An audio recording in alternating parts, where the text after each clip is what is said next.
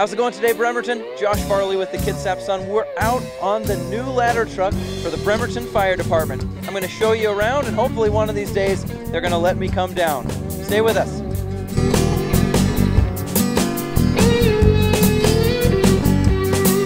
She a real clever guy.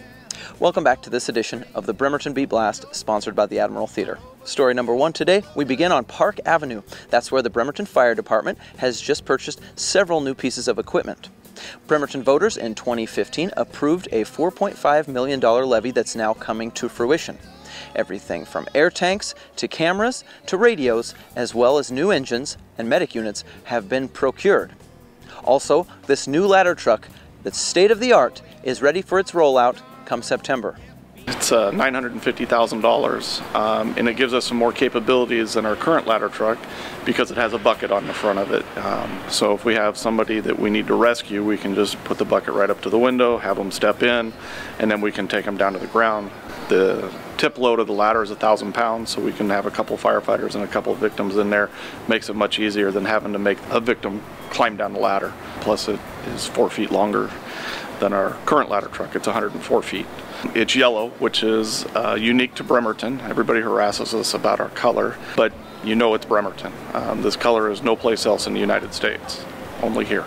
It's called chrome yellow. It's not a traditional red fire truck. It's nice that the citizens have always supported us to be able to get new equipment. I think they're going to have a lot of questions about the ladder truck. Why does it end up on so many different calls? And that reason is just our limited staffing that we have. We only run 13 people on duty, and so this big ladder truck has to go.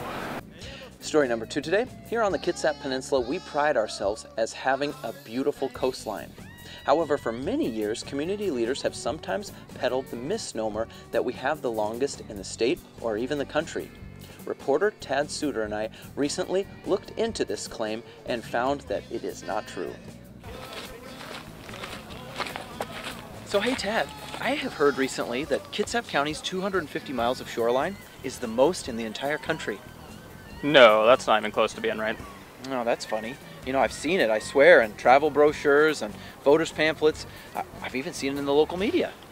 Yeah, but the North Slope borough of Alaska, it has thousands of miles of Arctic shoreline.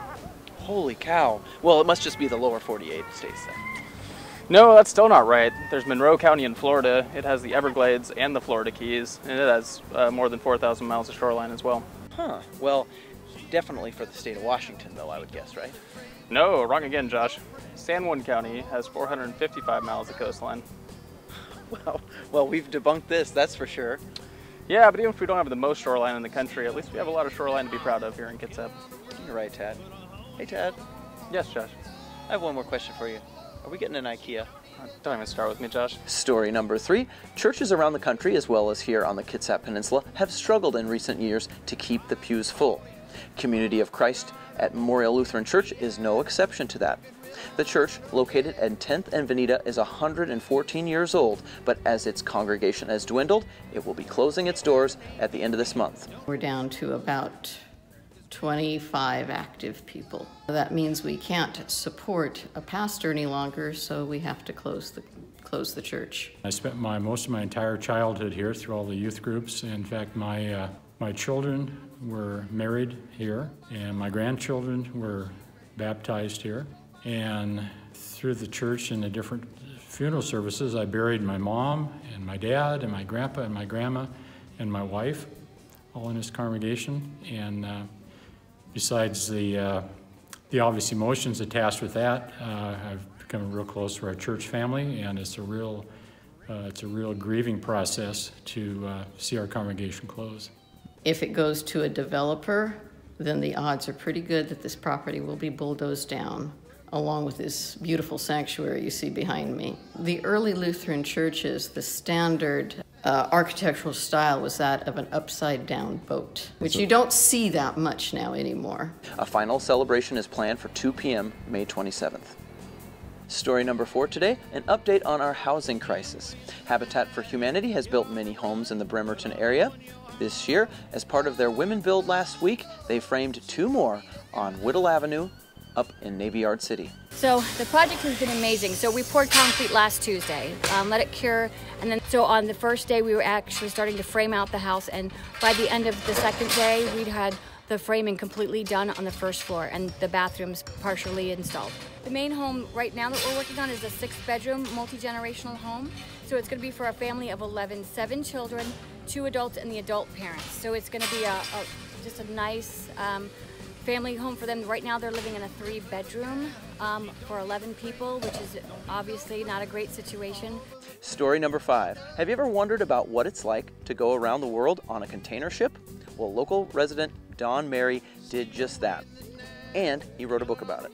I think they'll get out of it how much I loved the adventure of being on a cargo ship and going around the world 2 times. And I think that many people will enjoy my very practical, very useful, and not common travel tips that can be used to go on any trip, not just cargo travel.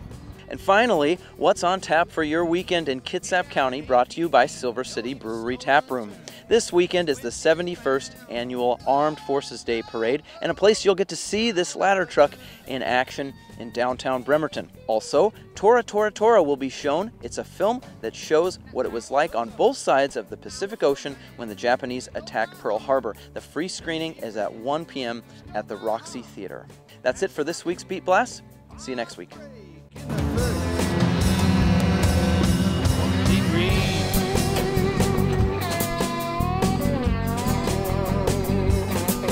Will you read all these stats about crime in the street, how they murder and pillage?